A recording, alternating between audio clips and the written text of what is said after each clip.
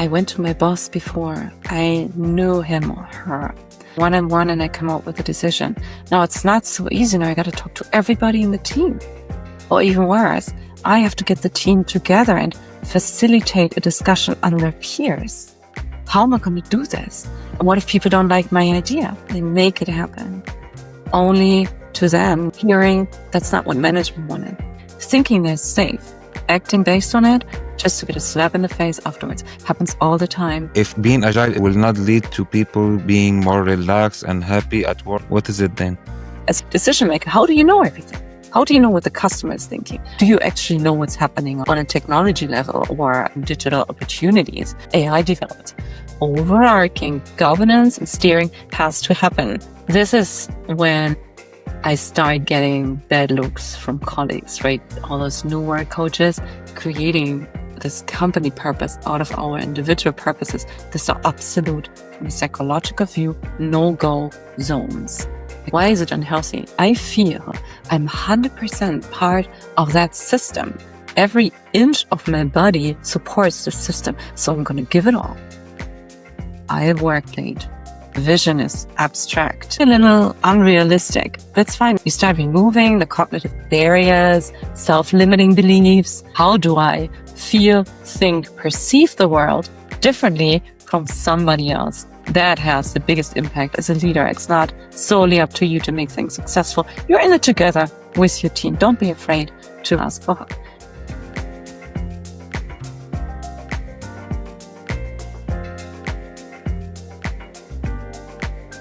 My purpose is to help professionals connect with themselves and with others. Therefore, by the end of this episode, I would love to know, do you feel more connected?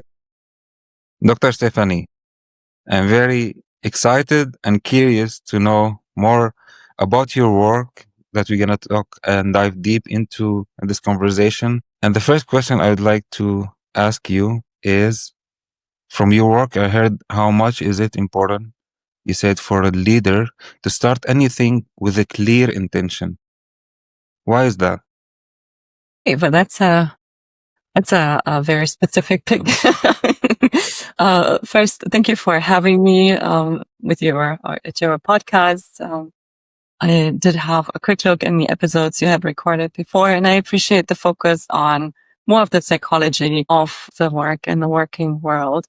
Now, why did I say that leaders need to start things with a clear intention?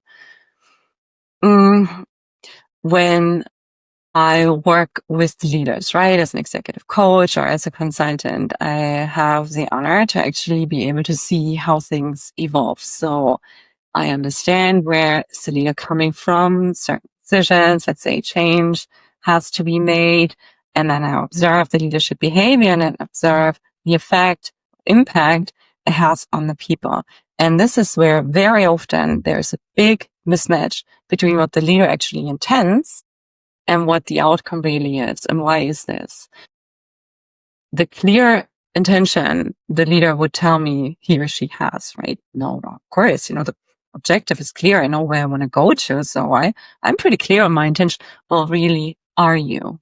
Let's talk about the intention and let's try to fast forward and look at the impact this intention will have. So if I come from a strategic intention, or I say I want to develop my company, we got to be faster, or I would even say I want people to take over more responsibility. I want to do this hand in hand with every employee. I want them to be empowered. Those sounds like great intentions, right?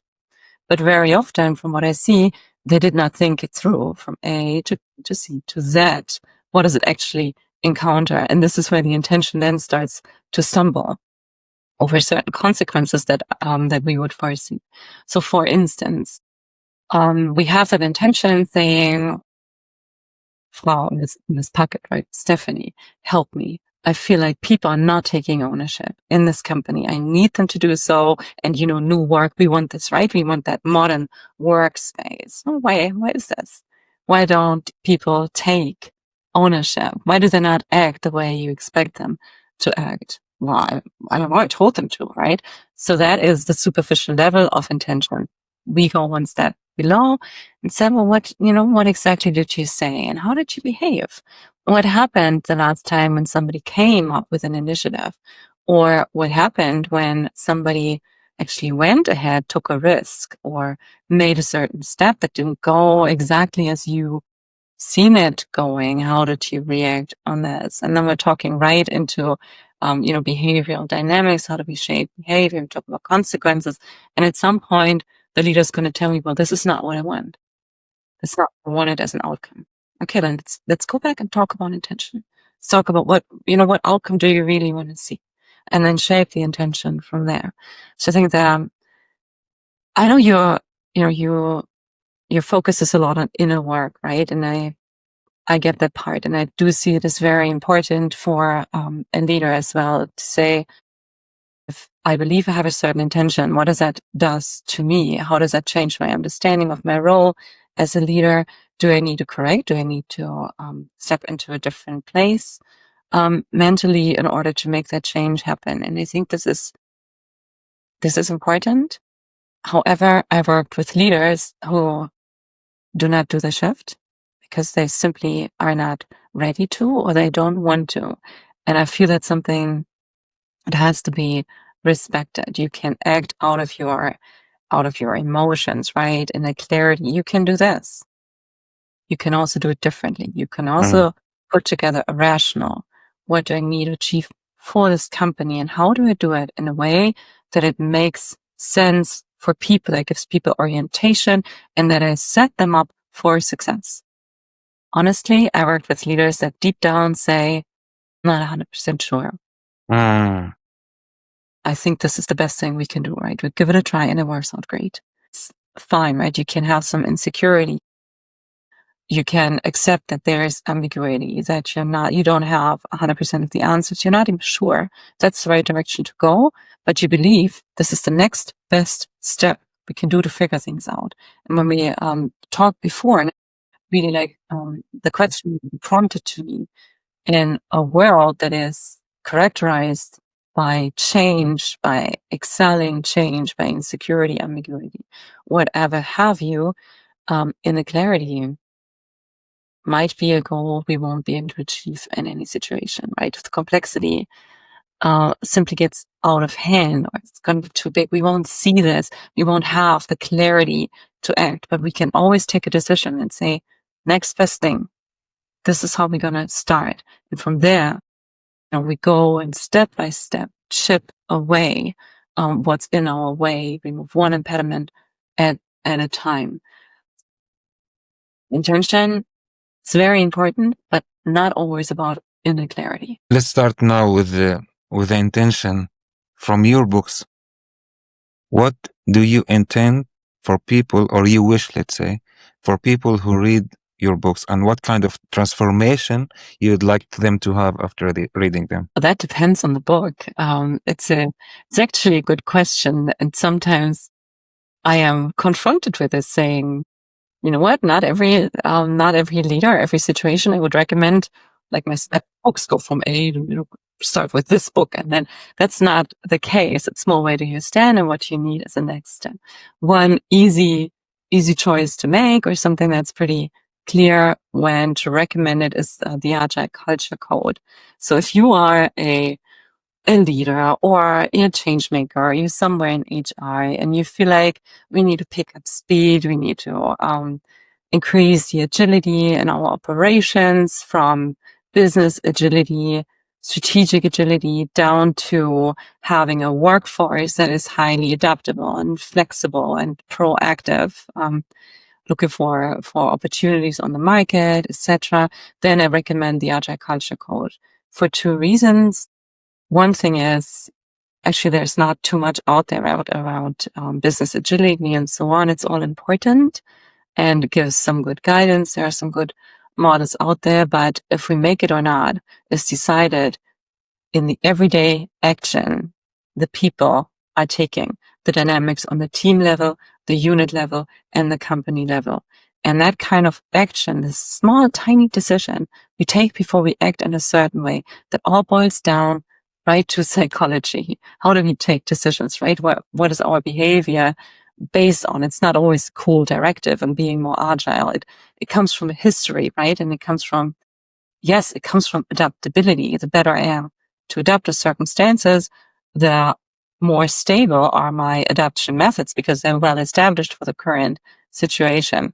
So here, trying to start by setting people up for success, not saying agility, you put this out there, that's where we want to go to, but what do you guys need? What does every individual in my company need to be able to meet the challenges that market is throwing at us? People can start looking, right? So setting people up for success would start pretty easily, I would say, with simply increasing transparency. I work with companies and leaders tell me, well, people don't want to change. They don't want to do that. They just want to keep doing what they're doing. Yeah, obviously, because they've been successful so far, I wouldn't change either. If I'm successful, why would I want to change? But they might not know that the circumstances around them changed. So really what we have to create is transparency where people see or start recognizing I'm still okay, right? What I'm doing is it's not wrong, but I see, some things happen with a customer I didn't even know about. I could adapt, right? I could talk to the customer a little more to try to find that out. Good. That's the right step. Go from here. This is what transparency does. People start thinking themselves and they start recognizing the need or the opportunity for change. Transparency goes along a very long way, something people really underestimate. And that's again in the book, transparency is not just, okay, let's publicly default to open, let them see everything. It's about having people also be able to see things from end to end, see where things are coming from, understanding the why, understanding what's happening, understanding and goes a little bit to the leader's intention, right? How clear is it? How clear is the intention I see in the leadership? Do I know where they want to go? Why? What their real agendas are? It's a huge, discussion point in every hallway, in every coffee kitchen. What are they thinking about? What do they really want to achieve? That's part of transparency. And also part of transparency is to get or to be in contact with an echo, with some resonance. So start seeing there is a change. It's true. My customer has asked for something different, or I kind of notice, people go to our competitor for something, which they used to come to us. So now I make a change, come up with an idea, some change, just start calling my customer. Is it going to lead anywhere? Does it have any effect? And this is now what is absolutely crucial for me to be able to know and understand in order to adapt. So I started calling the customers a little bit more frequent. What's going to happen? Can I pick up the phone and ask, the sales department, did we get any new business from these customers I called more frequently? Yeah, actually, here, 3 things. Okay, that's what I continue. If sales tell me actually no, and one of them actually pulled out of a deal, I would have to rethink. It's really, contact. Am I asking the wrong questions? Do I talk to the wrong people? Is that really my focus area? Then I can start learning. This is what agility is. Understand changes, figuring out it iteratively. What can I do? What can I do different to adapt, to be more successful in the changing circumstances? And that is one out of 3 elements I describe in the Agile Culture Code, which really tells me what do I need to enable, what do I need to create as circumstances where my people can start being successful in an environment that requires agility.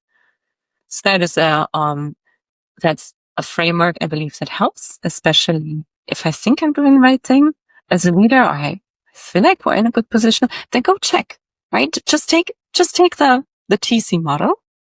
It's 3 elements, 9 components. Just go through them, right? They're check questions, and I'm sure you'll find 1 or 2 blind spots or a mismatch where you think, well, I'm all good on that one, but your people might agree. Great. Let's identify and let's remove this very impediment in order to move forward.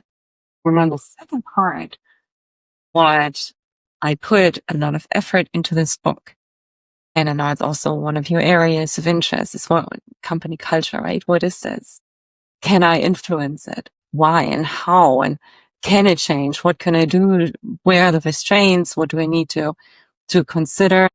There, put some effort in trying to really paint that picture. If you want culture change, what does it actually mean? What can you do? What can you not do? And what does it boil down to? Spoiler alert, it boils down to my behavior as a leader and the way that I set people up and control the consequences they'll face. Consequences not in terms of punishments, but in terms of resonance. What's the impact? What happens when I start behaving in a different way?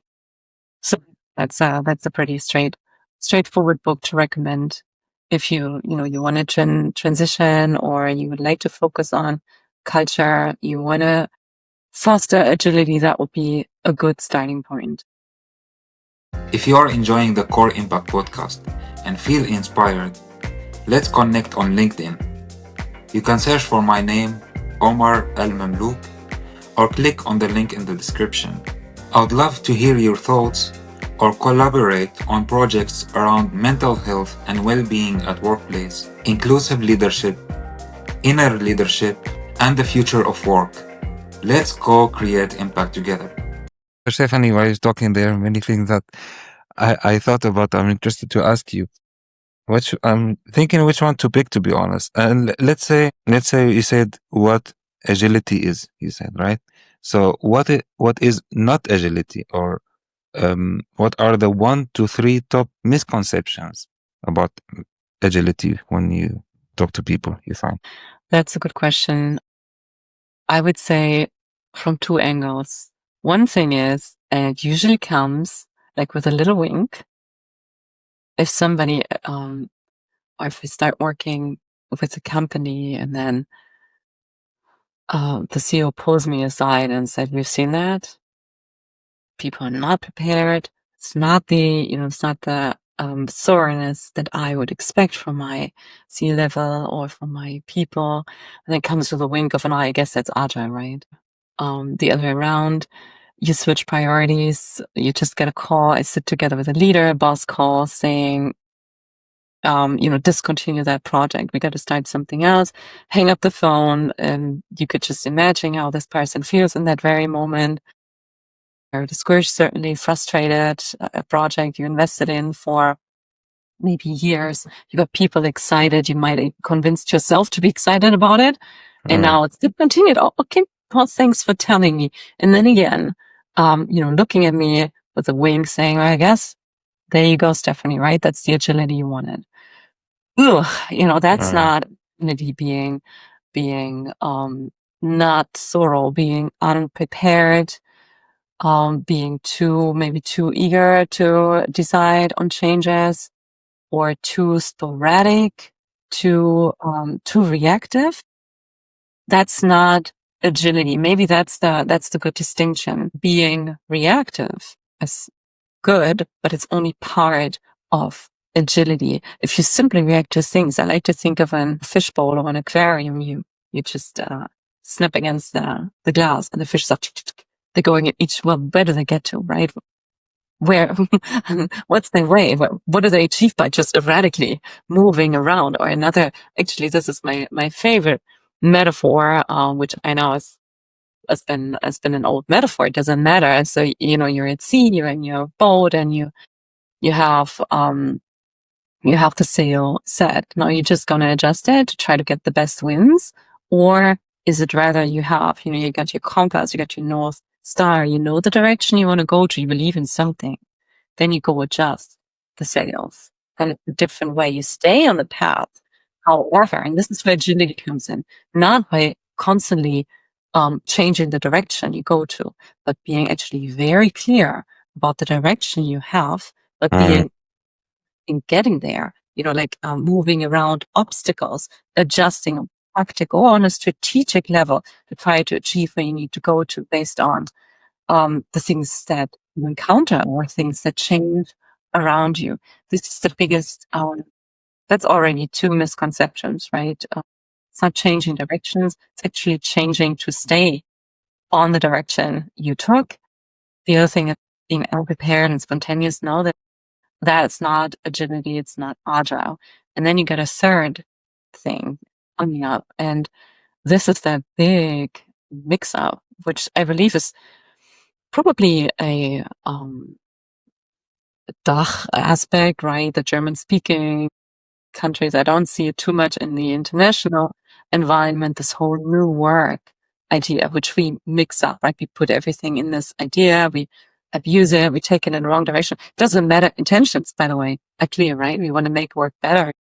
We like people, so we want to make sure they feel comfortable. That's the at least the German new work mentality you often encounter. And then they say, well, that's agility, right? No, it's not. It's great if you people are like, happy to go to work and have a nice fruit basket and play soccer during their break times. That's not agile. Actually, not at all.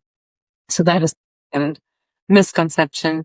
Agility doesn't always lead to the expectations we have around new work in terms of people are more happy, people are maybe also more resilient or more relaxed, start wearing their sport shoes and stop wearing a tie.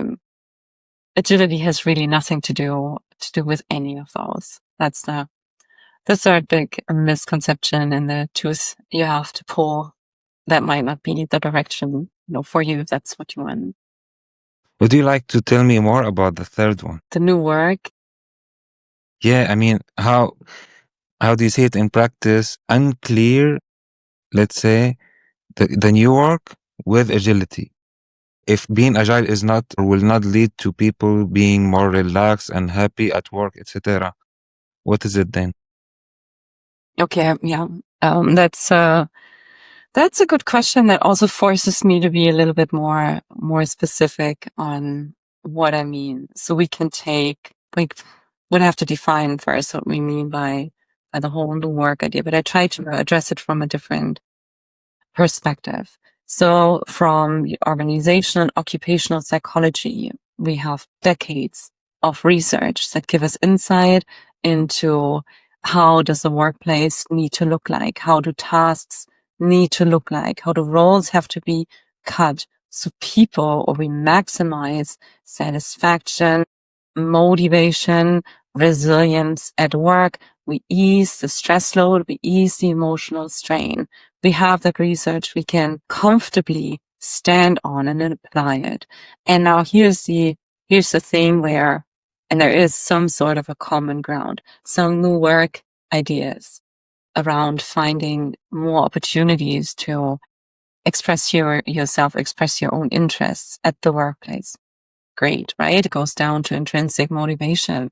Go for it. I don't care if you call it new work or not.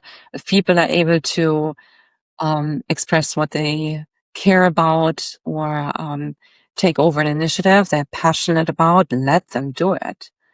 Might lead to an increased agility. It might lead to them just feeling better or even to a better workplace. This is good. And if you look down to the characteristics of the workplace, it gets a little bit more tangible and a little bit more juicy. So let's look at one basic human need of autonomy. You could look at the self-determination theory that would, tell us something about what do we really need to come up with or to be motivated, to have that energy to bring in motivation. Or you look at the job characteristics model, another very good and useful model from occupational psychology, autonomy. You'll find this popping up everywhere. It's a basic human need. We would like to feel effective. We want to feel in control of what we're doing. You will also find, revisit that TC model, it's essential. Give people some degree of autonomy to act. And now looking at new work, a big idea is the whole idea around self-organization. Have teams self-organize. Or how about servant leadership? Why not start, command control? Why not, as a leader, just simply step back and serve the team? Bring them coffee, Also how you can support them, remove some impediments around them. Servant leadership. The idea behind it is the same thing. You give control in the hands of the people, give them the autonomy, give them the control, the self-determination to do what they think is right. You hope it's actually what the company needs, right? That's a small gap that servant leadership kind of ignores, but where agile leadership might, add a certain element to it. So this could be a new work idea of self-organization, and here's where agility comes in. If you look at it within the agile methodologies or the range of methods that are described to be agile, as in Scrum, for instance, again, at the heart, or you look at the Agile Manifesto, is always worth a read. If somebody hasn't looked at it, helps you to understand the original thinking around the agility as we know it today, right? Some roots go back much further, but here as well, it's a self-organizing team at the heart of the organization. Now the ideas, and I carefully link back to the TDC model, you've got to ensure some transparency. So if you want a team to really step back, because that is something I see in practice and it's very amusing. So working with within agile transformation, and then I work with HR, for example, who are usually on fire, new work and agility and self-organizing teams. And then they're very proud, right? See here, so this team is really self-managing. Oh, is it? That's great. Tell me about it. Yeah, so for example, before, you will have to check your vacation planning with your boss. No more. Now you self-organize, you self-manage around your vacation schedules. Thumbs up. I think this is good. I don't want to talk demeaning in any way. This is a step in the right direction. Instead of having to ask the boss for approval for every little thing, I can now deal directly with the team, which brings the decision closer to where the action happens within the team. That's a good thing. That's self-management. Or the team starts to self-manage where which task is going, how they want to cut the roles within the team. All this is great. Those people are doing the work. They probably know best how the work should be done to be successful. So all this is very good. That self-organization, actually on a pretty good and high level, the team really decides over the how of the work, the when, the where. This is all good. And that's why it stops for a lot of companies.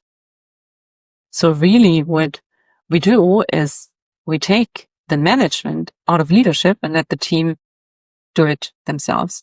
It's pretty nice for the team leads that say, I went on vacation for 3 weeks and I come back, there's nothing in my inbox. There was all great. I said, you know what? This is an achievement. This is good. So what's your next step?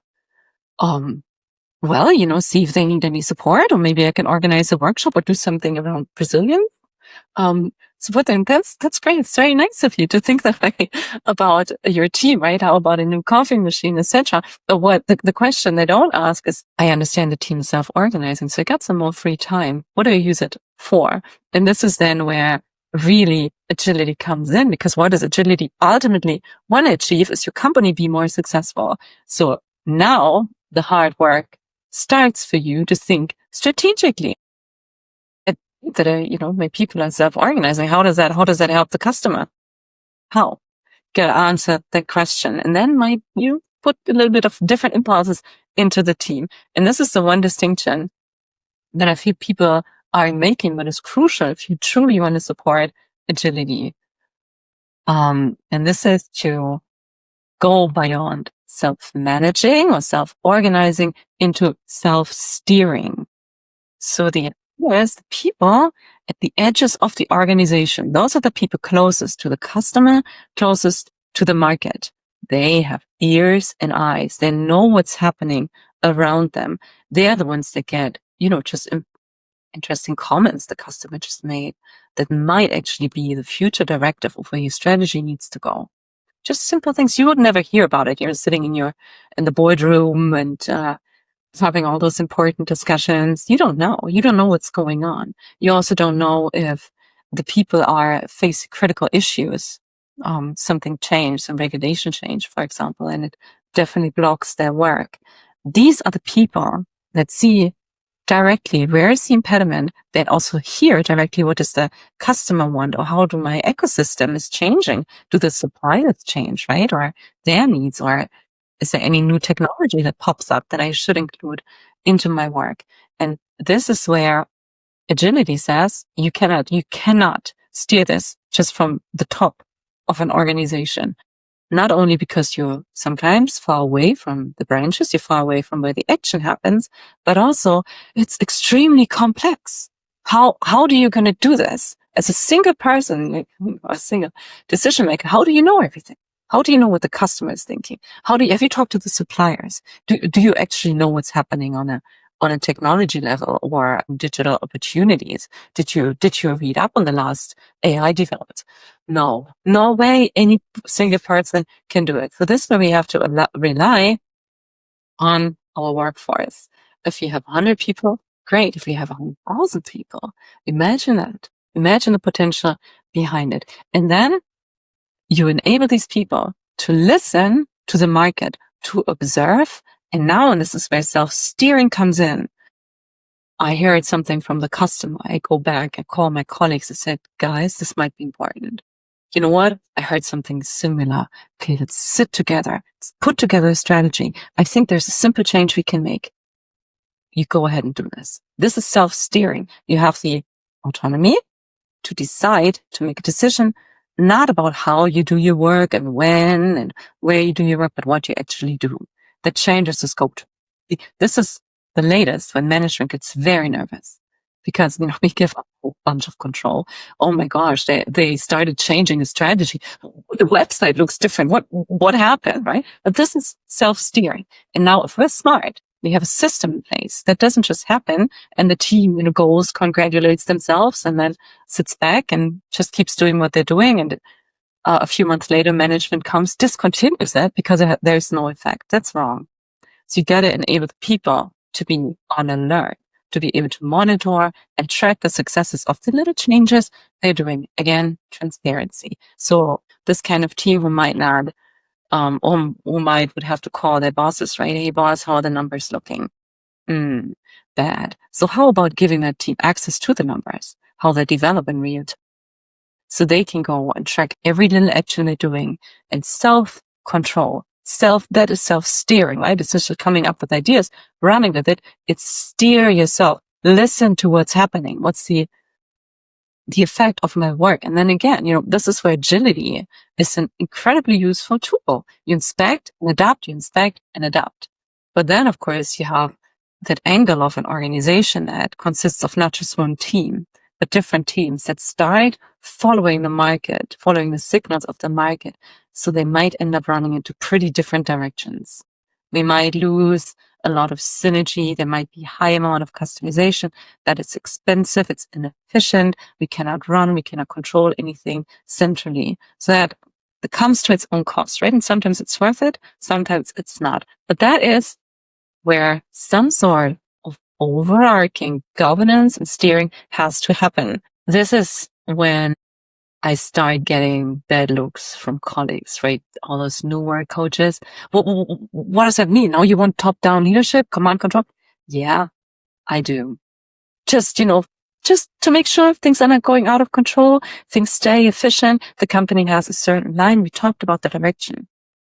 If we start adjusting and reacting and adapting, this is good. But if we lose the shared goal, if we stop focusing on that, we might just become irrelevant, inefficient. We lose the force we have as an organization that we, could put together to make a true impact, a true change, if we don't manage to pull together and follow a shared vision at the minimum. Yeah. So this is where I would see those interlayers. I don't know if I took it too far, your question. Let me know. I like it. Let me try to. It's not an easy thing, but in one sentence, what I understand, let's say, if I understand the core in one sentence, is the important thing for a leader, coming back to the clear intention, is to keep making sure that the team, they have the autonomy, they know how to do things, let's say, and when, etc. But it is clear for them, what are we doing? Where are we heading to? What is our North Star? And why are we doing things? And keep communicating with the team and with the customers and all our other stakeholders to always adjust based on that, based on the changes and based on where we are going. We want to be in the end. Exactly. And, like you've seen, that requires different leadership styles. Servant leadership goes a long way. If you have highly competent people, if you set the people up for success, like you have, the Agile culture code in place, and you got motivated, smart people, it goes a very long way to just simply be that servant leader. But it's not enough. Usually you get to a point where you need more direction. You need to change gear a little bit. And that is a very ideal situation. Having your highly competent, highly motivated teams and the setup in the organization that allows for transparency, collaboration, etc. It's a little bit of I don't see it very often. We're not there. So no, it's not time yet to just sit back and start serving the team coffee. I'm a little provocative. Yeah. I understand the ideas of most of it I also see reflected in, what I referred to before. The basics we know from occupational organizational psychology, they have a lot of space in the ideas of servant leadership and the ideas of agility. It goes a long way, but at some point, we don't self-serve in an organization. Why not? There's no purpose for an organization to it's not to make a difference, to serve a customer. And that comes with requirements. It comes with some asks. Dr. Stefanie, I think you already answered it, but you can also expand on it. How can a leader balance between giving freedom, like not controlling too much, and at the same time not giving so much freedom that people don't feel supported and don't know where to go? Yeah. So, yeah. Yes. Yeah. I like the question also because the idea of, again, new work and more control in the team, people had really high expectations, reducing acidity at work, having people feel more safe, more empowered, and really easing on the pressure and the fear and the strain that's there. And it works for the most part, I would say, but then all of a sudden it backfires. People are saying, this is too much for me. This is too much. And our teams are saying, I appreciate that I have to go to my boss anymore for a decision. But you know what? I went to my boss before. I knew him or her. I knew how to approach her. I kind of knew the expectations. It's a one-on-one and I come up with a decision. Now it's not so easy. Now I got to talk to everybody in the team. Or even worse, I have to get the team together and facilitate a discussion on their peers. How am I going to do this? And what if people don't like my idea? But I believe in this idea.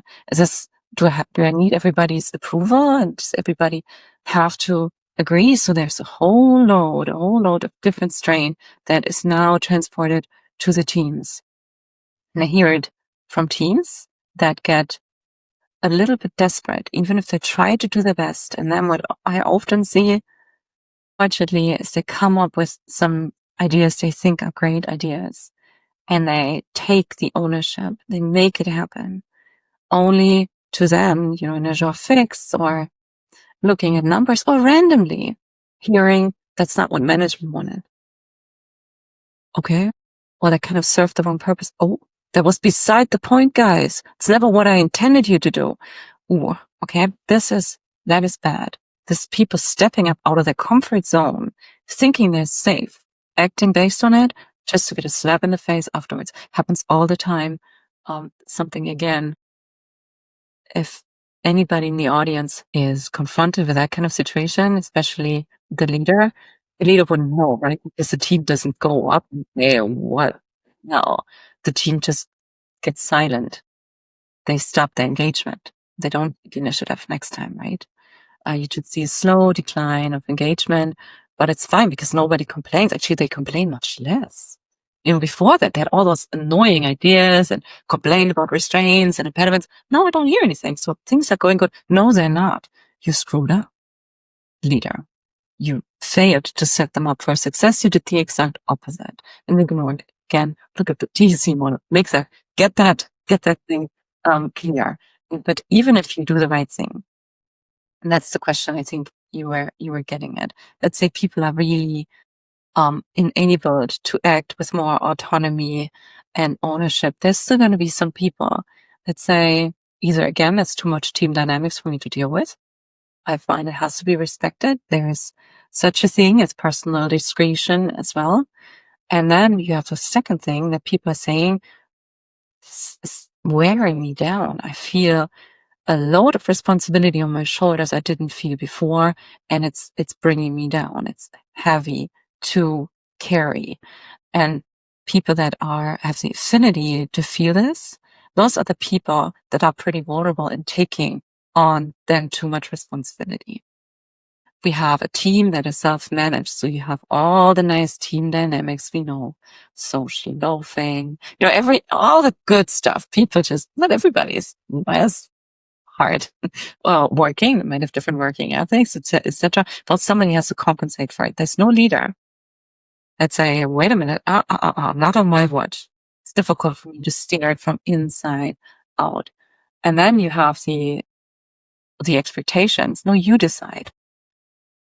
Okay, but that's a big decision to take, and that could mean change our profits and loss.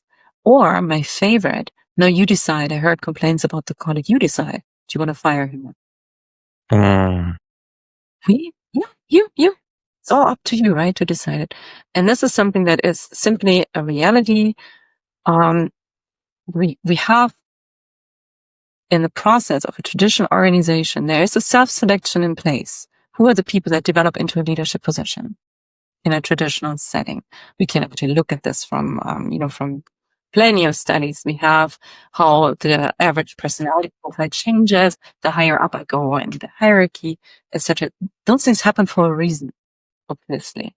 And now we put people into responsibility that might not have the personality, stamina, or, I don't want to always put it on the person.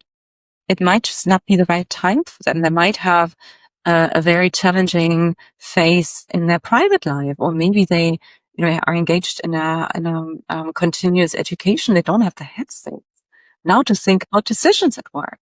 Their intrinsic motivation might be of a different nature. They like programming. That's, they get on their screen and bam, they're in the flow, they program. That's all they want to do.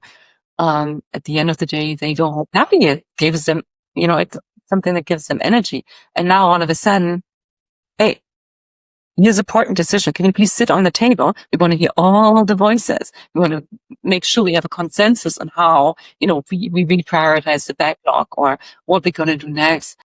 People might say, my goodness, let me do what I do best, programming. I don't want to sit in this room. Don't want to hear those discussions. Don't want to be part of it.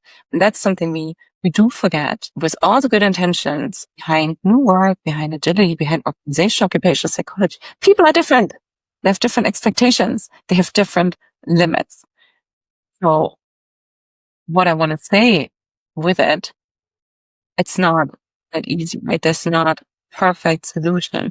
Always have to. Doesn't matter if you operate in a highly traditional organization or in a highly progressive organization. You always are responsible to look at the individual.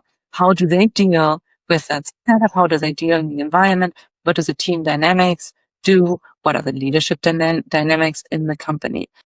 There's no solution, no organizational structure or setup that would save you that kind of work. Stefanie, how important do you think it is for professionals? It doesn't matter which level they are in or what position they have, to be aware of their own purpose and vision And by the way, people mix between them. You might clarify the differences, because I saw also this is something that you focused on, how important for them to understand it from a personal level in order for them to make it easier for their organization. Not sure I understood the question So, fully. okay, let's say it again.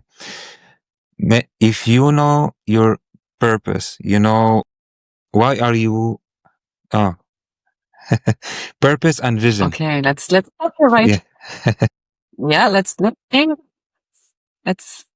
that. Why? Because it's a huge red flag.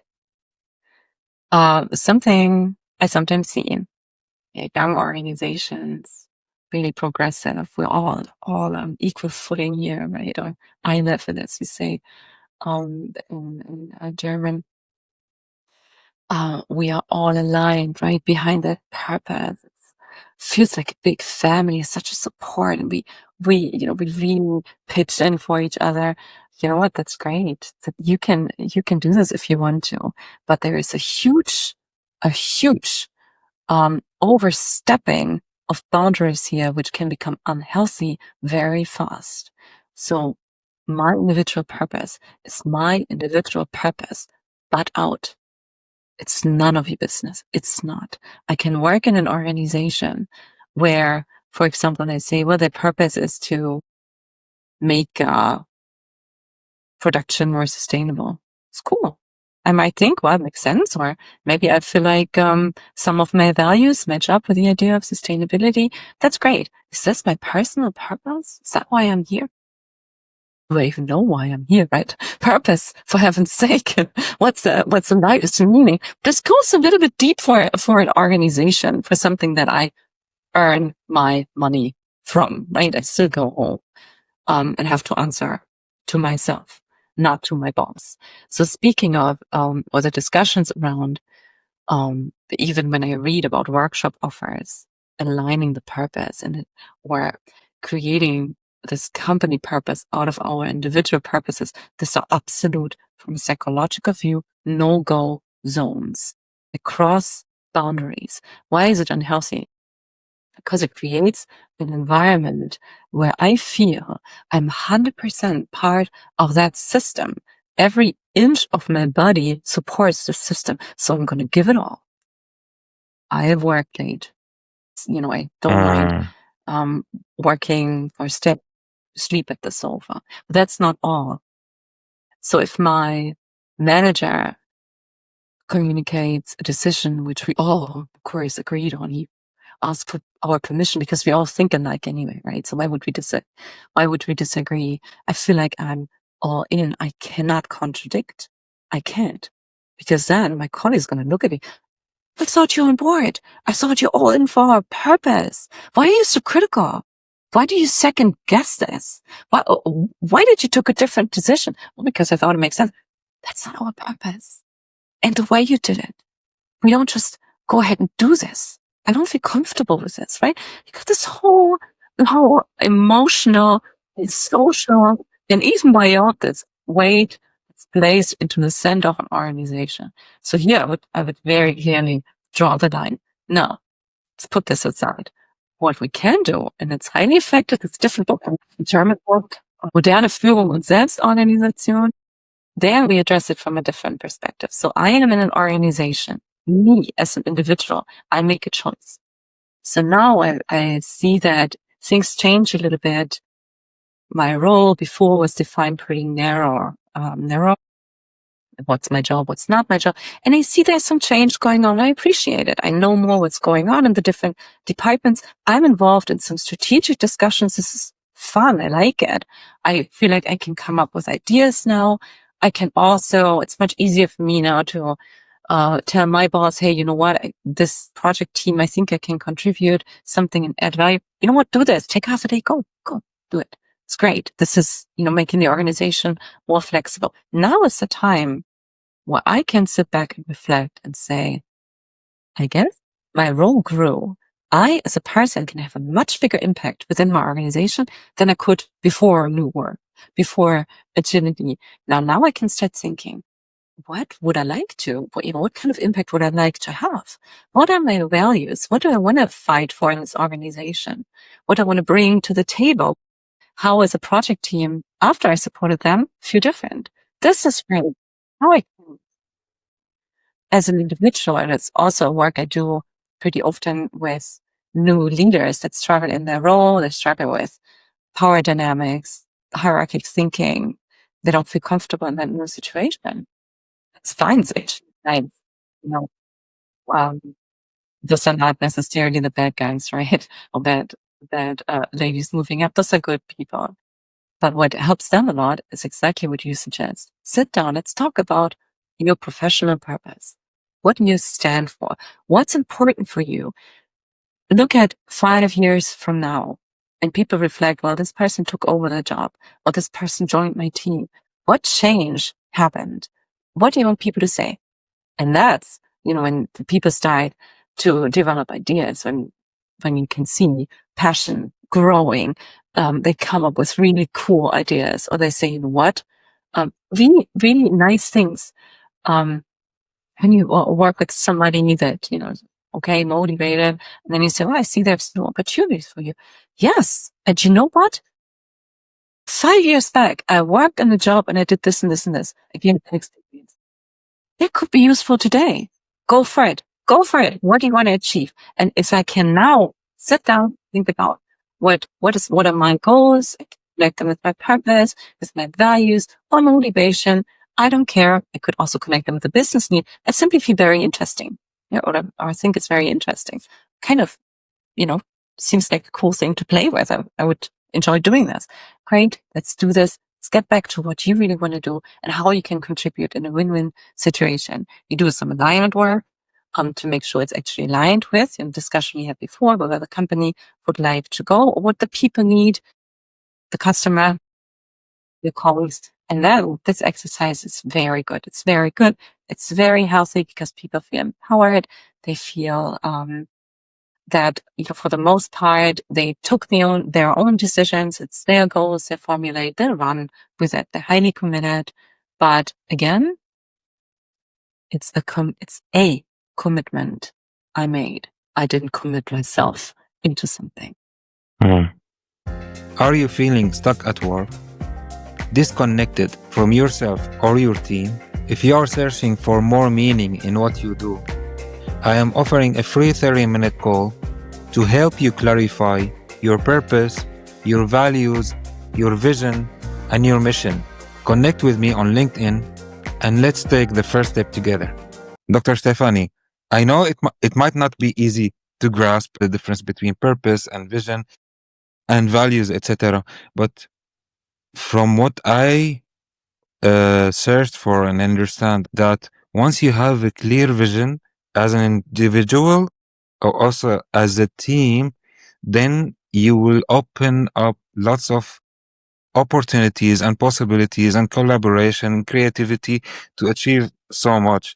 So how much do you think it is important and easy, could be easy sometimes, to just be open and experiment with it and play with it to see, okay, what could be the best possible scenario if you do this and this? Where do we see ourselves if nothing could stop us? How do you see this from psychological perspective? It's great. It's very makes a lot of sense to do this for several reasons. So I'm currently preparing a workshop with a client where we'll do something very similar. We have the company's vision, and now we're gonna sit together and create the vision for that business unit. Obviously linked, right? Kind of wanna be aligned with the company's vision, because then it can be much bigger. There's much more weight behind the company's vision. And now what we'll do is very similar to how you describe it. We play a little bit with this thought, right? This is where the company would see its future. A vision is abstract. A vision is highly maybe a little unrealistic. That's fine. It's a vision. It's something that anchors our thinking. And what then happens is what you describe. We start being creative. You start removing the cognitive barriers, self-limiting beliefs, or even, professional limiting self-limiting beliefs and we start thinking big. This is very powerful. If nothing could stop us, I like your question. Where would we end up? We see the North Star.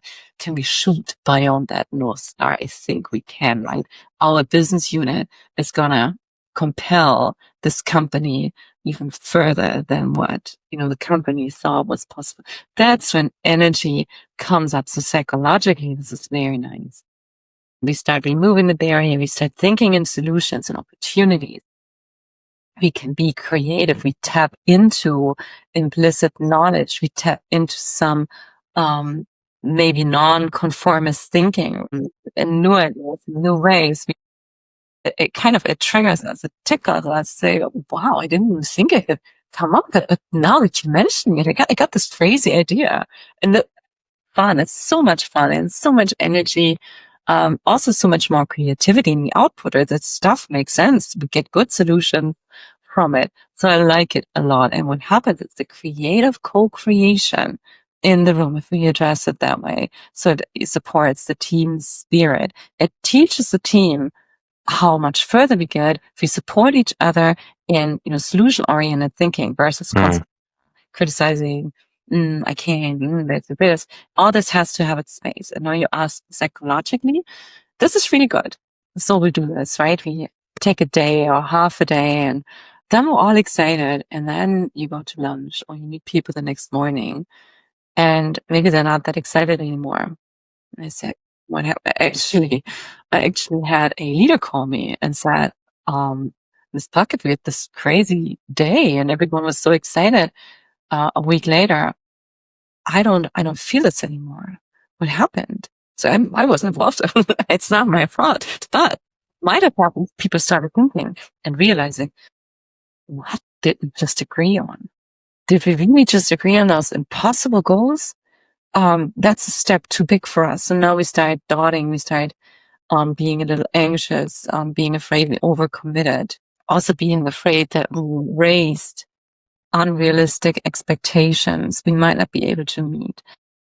Second round, talking to your team. That's part of the vision. That is the vision. It's unrealistic to some degrees. The shoes are too big. But you know what? We'll have a chance. We have a good chance. Some chance. And if you don't, business is beautiful saying if you shoot for the moon, even if you miss, you end up in the stars. So around those lines. But to take those concerns very serious. We're not going to put unrealistic demands on the organization. This was never intended. We'll look at what each of us can contribute. If we have to prioritize, that's a very frequent concern, right? We get this cool thing, but to be honest, I'm full. My agenda is full. I got all those things I need to take care of. We're not going to load such an important thing just on top of somebody's already full schedule. This is leadership in action. We have to reprioritize. We have to also decide what we stop doing to not, give this unrealistic and unhealthy demand. And then you have some people that are very sensitive about those things, that feel the commitment and they want to really contribute, and they do. And then halfway, maybe after 6 months, they say, I'm exhausted. I don't know what happened, but I was so excited. Now I got a stomach ache when I think about Monday. It's just not, I don't know what to do, because it's the first thing they do. So people I talk with in professional psychological counseling sessions, that are very engaged, very committed, usually high performers. And then all of a sudden, something gives them tiredness, overwhelms them, panic attacks. All of a sudden, out of nothing, they stumble over their own words. They freeze in a meeting. Things that never happened before, which this seduction of that vision and the felt responsibility. We have to do more. We have to not even think big. We have to act bigger. Such a strange felt responsibility that something gives in. Somebody didn't watch out for those people. In a self-organizing team, sometimes you're lucky you have good colleagues, not always. In a self-organizing team, me as a consultant, I can't go in there and hold somebody accountable. I can't say, hey, colleague X, did you not see this coming? Why me? There are 5 others in this team. yeah, kind of have a point there. It's a problem, right? It's one of those nice team dynamics we face in that kind of setting. If I have a leader, I can take that person aside, can say, you might have missed something very important here. Let's get to work. Let's make sure that person can go back to the workplace and again contribute the way they did before. So that's the dark side, if you want. But for the most part, working around vision is a great exercise for everybody, for the company, for the people, for the outcome, for the spirit. It can be a lot of fun exercises. Dr. Stefanie, while you're talking, you reminded me of something that also I realize as a pattern for most people I know, that and me including myself also, I used to do this a lot in the past, and I'm aware of it now, that people tend to think small and expect from themselves to do so much, instead of, you can think big, like you can have a big vision and then you can act small. I see today I can do 1, 2, 3 things, and that could be something that will lead me there, but I don't have to be there today, That's a very good aspect. And you know what I described, this initial excitement and people starting to get nervous and all that. Some of it goes down to exactly what you said. You got this big goal now. That's totally overwhelming. That's this big mountain in front. How am I going to get up there? Now, if I just say, it's great to know where we want to end up, but now let's look at the next step. What's going to get us just a tiny bit towards this goal? Like you said, let's talk measures. Let's talk what I'm going to do different tomorrow. What's the small little thing I'll do tomorrow that's going to take us one step closer to this big goal? That is exactly one of those leadership measures you got to do with this person that's overwhelmed, to sit down and say, what's one thing? It gets us a little closer.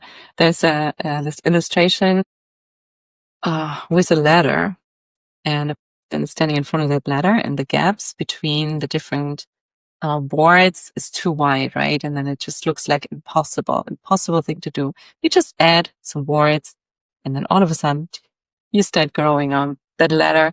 It reaches as high as before, but now it's doable because I think and act in the small steps, but not losing that big picture. Like you said, not losing this out of focus. Dr. Stefanie, I'm loving this conversation, and the more you mention things, the more questions I have, and I have already so many questions. It's so exciting, and I think we can have another discussion if you are open for it. And for me, actually, it's a challenge now to pick from the questions. I'm gonna ask you now one thing. You might share a story from your work, your life, that transformed you and still had an impact on you until now. So when I left university and I started working in a smaller consulting company, I was relatively insecure because who am I? I'm a psychologist. Yeah, organizational psychology. I couldn't even read balance sheet. I couldn't follow when my clients talked about their market strategy. I couldn't. So where would it come from, right? I'm sitting there as a psychologist. And then I realized it's a pretty good space to be in, because at the end of the day, I witnessed discussions and then I heard people speaking. So I would hear the conversations within the team. I would have people address me, pulling me aside saying, I struggle with this and that. What's your opinion? Or I would be able to maybe present feedback to management or hear management complain about things. And I would sit there and think, why did you not say that? Why did you not tell the person? Why did you never ask for that? Why was this never spoken between the actors in the field? And this phenomena of unspokenness, of desires, expectations, fears, hopes, struggles, that leads to so much lost effectiveness, to so many, unfortunately, I encountered people that took very hard hits within their career. Unnecessarily would we have facilitated a conversation that brought those things to the table, 2 years earlier, that would be in a different place now. And I had those early epiphanies. I see it every day. Unspoken words and the damage they do. So this is something that at that time made me feel good, because I feel like, you know what, I'm a psychologist. I'm trained to understand human nature. I understand motives and needs and psychological dynamics. I know what power does to people and how people react to power and all these things, communication. How do we communicate? How do we, the different modes? What's nonverbal communication? All these kind of things. They help me fill in this gap.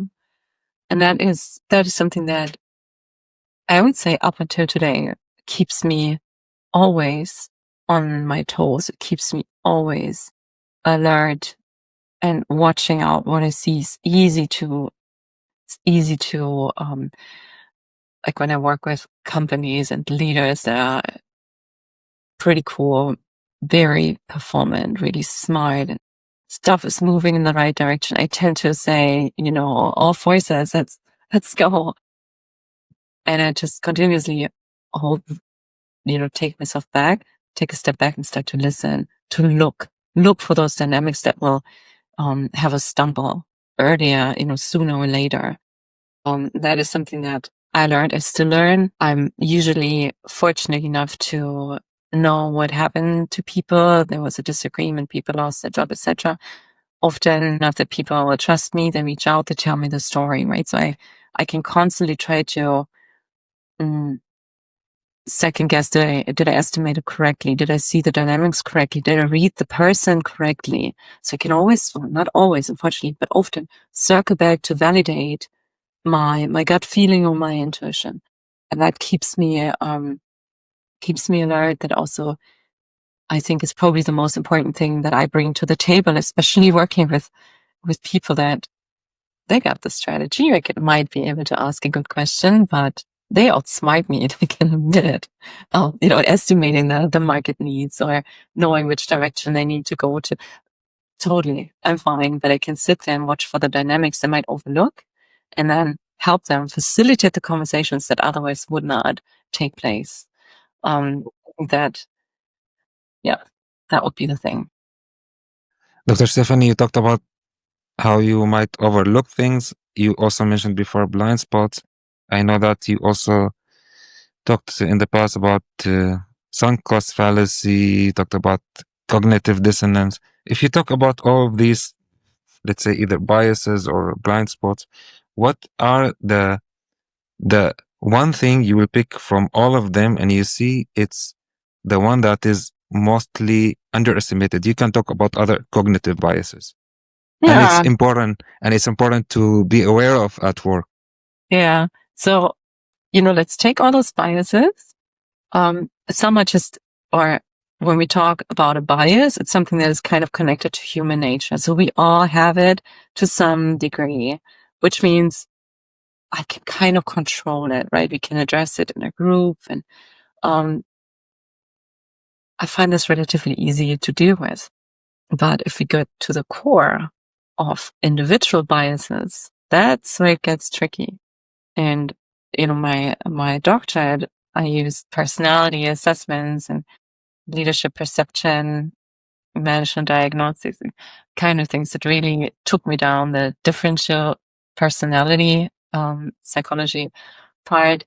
And it's an absolutely fascinating topic.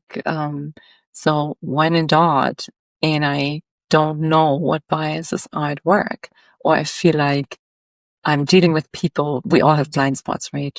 It's just part of our game. But do we know our blind spots? And a really good way of looking at it, we can give some bias trainings. I do this in assessment context, right? So, try to reduce biases in assessing, observing. We can do all this. But the true bias is based and anchored in our personality. That's where it really is. How do I feel, think, perceive the world differently from somebody else? That has the biggest impact on how I engage with my environment. Why I keep encountering situations that make me think, why? This is people telling me, but you explain that to me. Why? Why is it always the same? It's always the same for you, right? How about the others? What do they say? No, they don't have that problem. Let's look at you then. What to do with you? With your perception sometimes. It doesn't even, it doesn't happen. It's here. It's in your perception. And why is it? It has to do with your personality. It has to do with, your history and all this. Also your personality. So something I just really like doing a lot, especially in executive coaching, right? Where I'm highly dependent on what does the person tell me? What's going on? How do I can't always, call their boss or call their peers and validate things. I have to rely on what you tell me. That's your truth. It's important. I got to accept it's your truth. This is your reality. But in order to help you, I got to know your biases. I got to be able to correct, to try to get it a little bit more objective or try to add different perspectives. Now, if I got your personality profile, it takes me a long way. I see your tendencies and I see how your perception, your preferences and your tendencies might differ from the vast population. Right? When you tell me about people in your organization that sound a little off the scale, is that your perception or is it true? There might be just right average people, but you're off the scale. These kind of things. That's my favorite bias to work with. Again, we all have it. It's fun. It makes the life and it makes the work diverse. It adds to the outcome. It's right. We should, I believe, that everybody can benefit on simply knowing, where do you stand, your perception, feelings, interpretation compared to other people. Just having that piece of self reflection or strategic self insight, that's probably the most important tool, especially in leadership, right? Where your business is a people business. So you gotta know what kind of person are you. While you are listening to the Core Impact podcast, please take a moment to pause and share with me. How do you feel? Are you enjoying the conversation, feeling inspired, or something else? I would love to know your feelings in the comments. I think time is running up. I haven't asked you half of the questions I wanted to. I'm gonna pick one of them now. You said before that work-related stress increases turnover by 50%. So, do you have any quick wins for leaders to reduce stress and return talents from this perspective? Well, it's an interesting topic, which I was more heavily involved a few years ago. Reducing retention risk, reducing turnover. For example, by, taking some measures to reduce stress. There are other measures to take and focus on. Turns out that changed a little bit. So customers or companies are not asking me, can you help us to reduce turnover? They're asking me, how do we change our culture that more turnover happens naturally? It's the difference. Beside the point, to take measures to reduce stress is always good and always important. Now, there are good inventories out there. There's a lot of research. What are the most common stress factors? If I'm a leader, I'm concerned and I feel like the stress levels are high, I can, with my team together, go through such checklists. How is this for you? How's that for you? I can rely back on fundamental things like, do you feel like you are in control of your work? You feel like you can set boundaries or not? Do you feel like the demands or the expectations might be too high? I can ask those questions and then see where does it take us. I can look systemically. A big thing I'm seeing is this +1 bias, especially when things aren't going well. We tend to add something. We add another project team. We add another organizational structure. We add another KPI, whatever you have, right? We just basically increase the load. I see the same in stress management organizations where people cannot take a step back and have just breathe. What do the HR does, right? They call me the we need training, or e-learning would be better because people are short on time. Really? So somebody that's, comes home at 9 o'clock, you want to then ask them to dial into an e-learning? This +1 bias. And that's, I think the best way of reducing stress is to reduce load, to do a -1 bias, take something off their plates. And that's something, can be waste. Awesome. That's where, some methods around agility come in pretty handy, just being very consequent in reducing waste every step of the way, or maybe also taking some harder decisions around prioritizing. That would be, I think this would be my number one advice. If the stress is too high, sometimes it is correlated with a workload, right? That's the first thing to tackle. If you say you can't, I respect this. I know sometimes we have to pull through it. Everybody has to carry a workload in order to help that organization. Then we look a level deeper, right? Then we can go things like I told you, the job characteristics model. Those are all good frameworks to try to go in with checklists and see, where can we tweak things to just ease. If we can't ease the workload, we can certainly ease the perception, the feeling of the stress and the emotional strain we put on people. That's a good way of addressing it. Stefanie, I enjoyed the conversation with you. As I said, throughout, I'm still, of course, curious to know more about you, but I will just give you now the space, as you're talking about this space, let's say, to say whatever you like to share. In the end, anything you like listeners to focus on in the end, or any message you'd like to leave in the end, or maybe something that you wanted to say but you haven't talked about. Okay, yeah. So, talking about human dynamics and human nature and how we get all caught up in those things. And we all at points use the ability to just step back and take a good look or reflect on things. What I would really like to encourage everybody, it's hard to do that by yourself. So, reach out to friends, reach out to colleagues, take that step back together.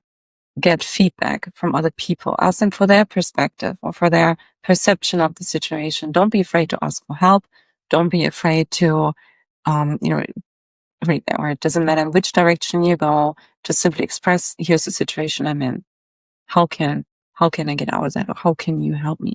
Reach out to people, ask for help, tackle things together. You don't have to take anything alone. Nothing, right? Also not as a leader. It's not solely up to you to make things successful. You're in it together with your team. Don't be afraid to reach out and get people involved and ask for help.